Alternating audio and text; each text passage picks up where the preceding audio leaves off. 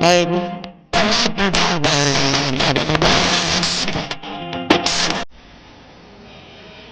بالله من الشيطان الرجيم بفضل بسم الله الرحمن الرحيم لقد جاءكم رسول من أنفسكم عزيز عليه ما عنتم حريص عليكم بالمؤمنين رؤوف رحيم قال نبينا صلى الله عليه وسلم لا يؤمن أحدكم حتى أكون إليه من والده وولده والناس أجمعين. அளவற்ற அருளாளனும் நிகரற்ற அன்புடையவனுமாகிய வல்ல அல்லாஹுக்கே புகழ் அனைத்தும். ஸலவாத் என்னும் கருணையும் சலாம் என்னும் சாந்தியும் ஈருலக இரட்சகர் நபிகள் கோமான் முஹம்மது முஸ்தபா ரசூலே கரீம் ஸல்லல்லாஹு அலைஹி வஸல்லம் அவர்கள் மீதும் அவர்கள் கலைஞர்கள், தோழர்கள், தாபீன்கள், தபவ் தாபீன்கள், இமாம்கள், இறைநேச செல்வர்கள் மற்றும் மோமீன்கள் முஸ்லிம்களான நம் அனைவர்கள் மீதும் உரித்தாகுக. இந்த பெருவிழாவானது பெருமானார் ஸல்லல்லாஹு அலைஹி வஸல்லம் அவர்கள் இந்த உலகத்தில் பிறந்த தினத்தை கொண்டாடுவதாக அமைந்திருக்கிறது. இப்படிப்பட்ட ஒரு விழா தேவைதானா என்று இன்றைக்கு பலர் கேள்விகளை எழுப்பிக் கொண்டிருக்கின்றனர். அவர்களுக்கு பிறந்த நாள் கொண்டாடும்படி அல்லாஹு தாலா குர்ஆனிலே அறிவித்திருக்கின்றானா, அல்லது பெருமானார் ஸல்லல்லாஹு அலைஹி வஸல்லம் அவர்கள் என்னுடைய பிறந்த நாளை கொண்டாடுங்கள் என்று அறிவித்திருக்கின்றார்களா? இப்படியெல்லாம் கேள்விகள் எழுந்து கொண்டிருக்கின்றன.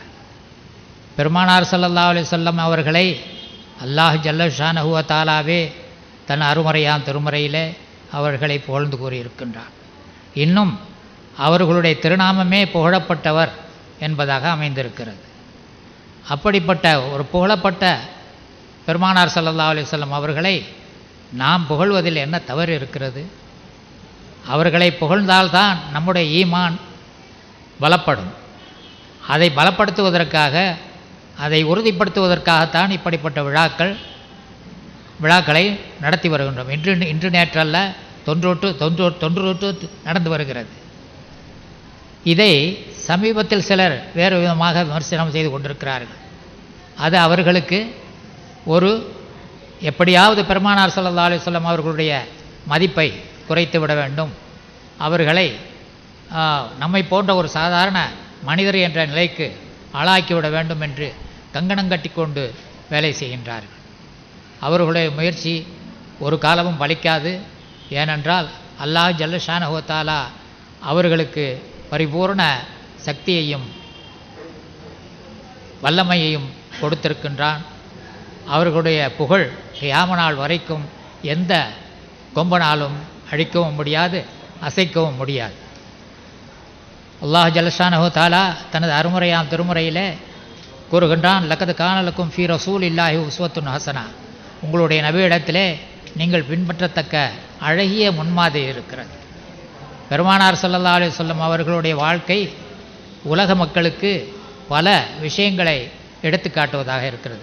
மனிதன் எதற்காக பிறந்தான், ஏன் அவன் இந்த உலகத்திற்கு வந்தான், அவன் என்ன செய்ய வேண்டும், அவன் எப்படி வாழ வேண்டும், அவனுடைய வாழ்க்கை எப்படி தூய்மையாக இருக்க வேண்டும் என்பதை பல சிரமங்களை ஏற்றுக்கொண்டு தன்னளவிலே ஏற்றுக்கொண்டு பிறருக்கு எடுத்து காட்டினார்கள் பெருமானார் ஸல்லல்லாஹு அலைஹி வஸல்லம் அவர்கள்.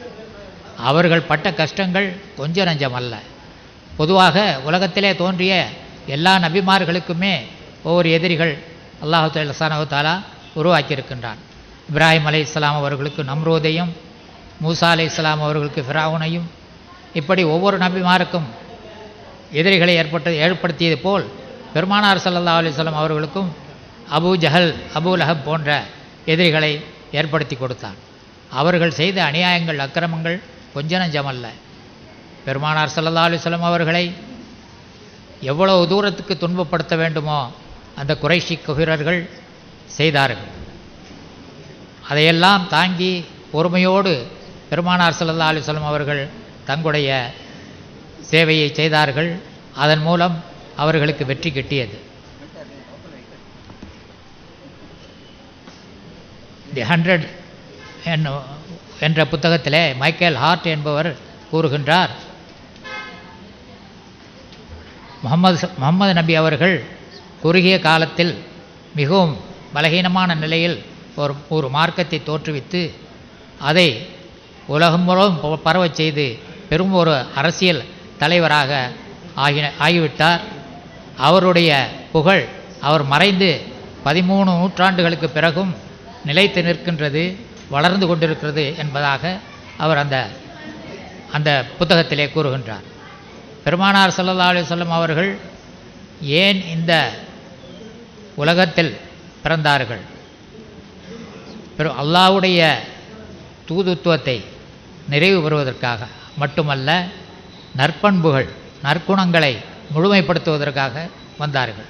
அல்லாஹ் தஆலா கூறுகின்றான், வஇன்னக லஅலா குலுகின் அதீம், நபியே நீர் அழகிய நற்குணத்தின் மேல் இருக்கின்றீர் என்பதாக பெருமானார் ஸல்லல்லாஹு அலைஹி வஸல்லம் அவர்களை பற்றி குறிப்பிட்டு காட்டுகின்றார்.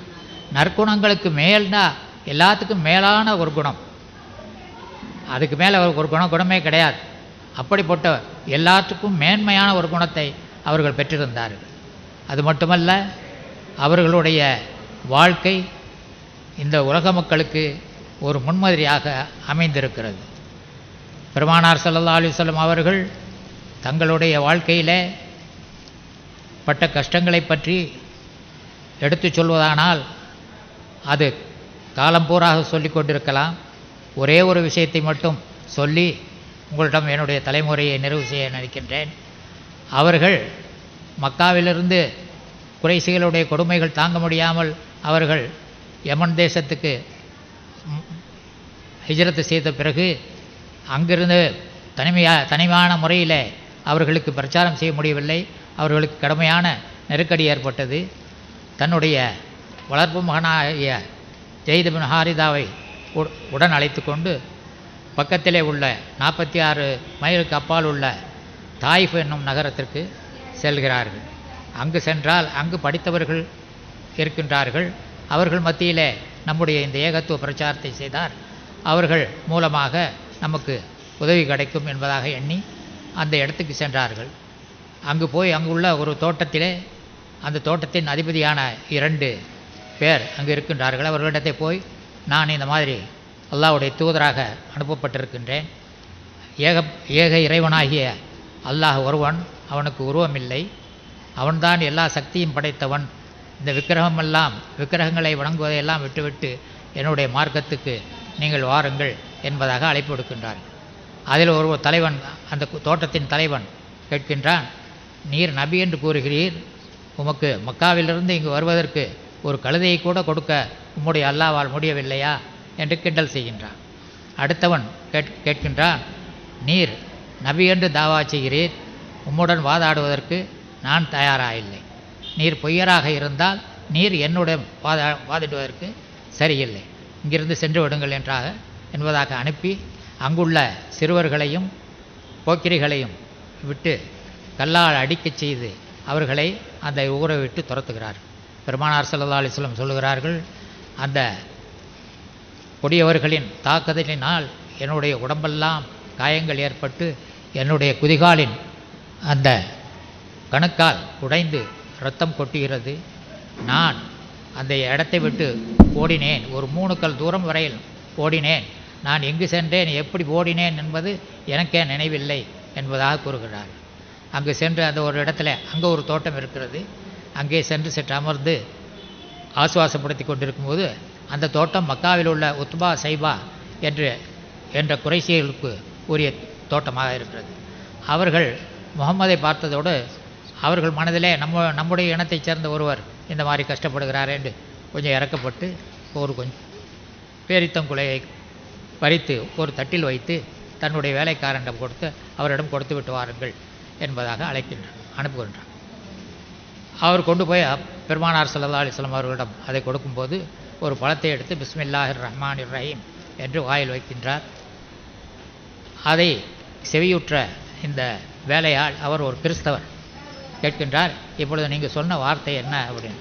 அதற்கு பெருமானார் அவர்கள் விளக்கம் அளிக்கின்றார்கள்.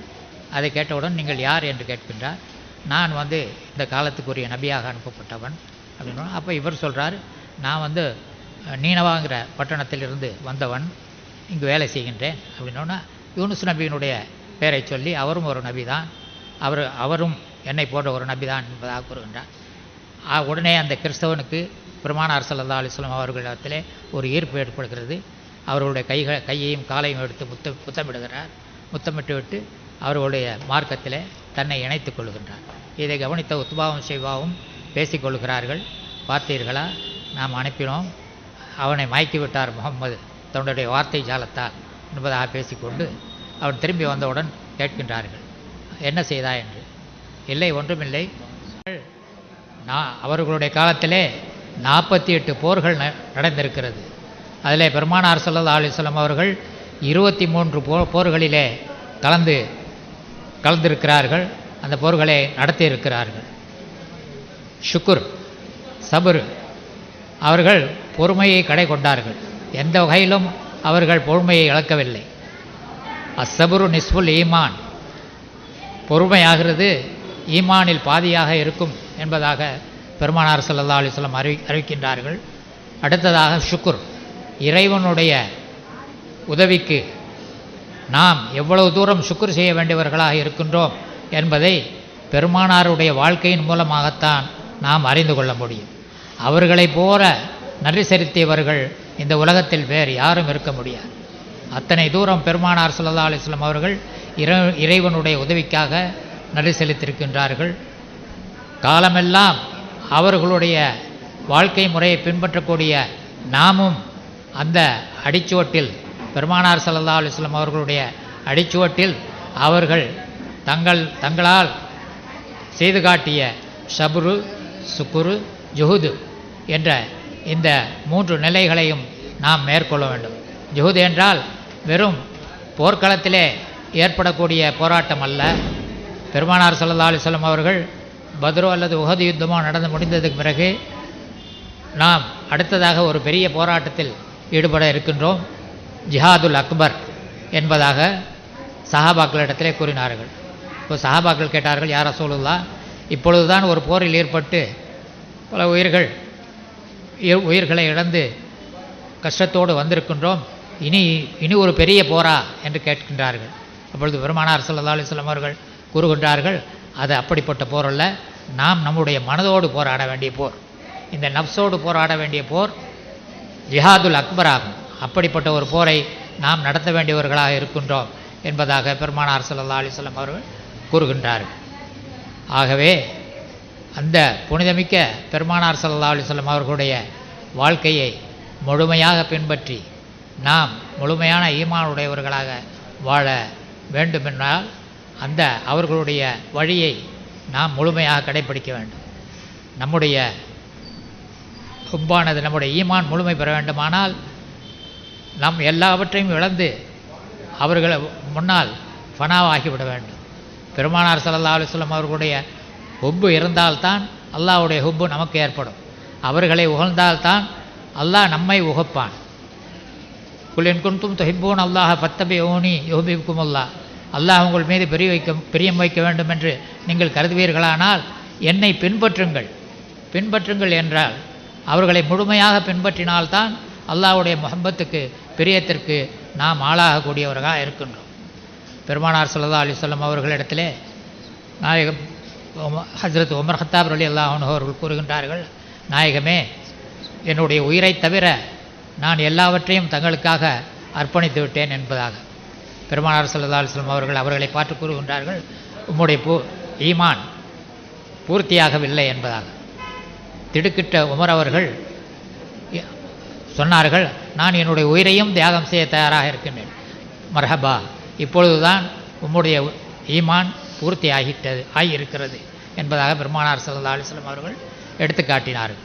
அதைப்போல் நம்முடைய ஈமான் பூர்த்தியாக வேண்டுமானால் நம்முடைய பிள்ளைகள், சொத்து சுகங்கள், மற்ற துனியா உலகத்தினுடைய ஆசாபாசங்கள் எல்லாவற்றையும் விடுத்து முஹப்பத்தே ரசூலில் நாம் ஐக்கியமாகி அவர்களோடு ஃபனாவானால்தான் நம்முடைய ஈமான் பூர்த்தியாகும். அல்லாஹு தாலா அப்படிப்பட்ட ஒரு நிலையை நம் அனைவருக்கும் ஏற்படுத்தி தருவானாக.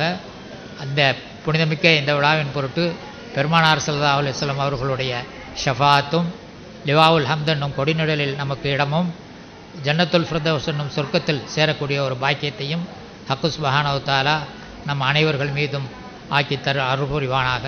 ஆமீன் ஆமீன். வாஹிர் தவானா அனில் ஹம்துலில்லாஹி ரப்பில் ஆலமீன்.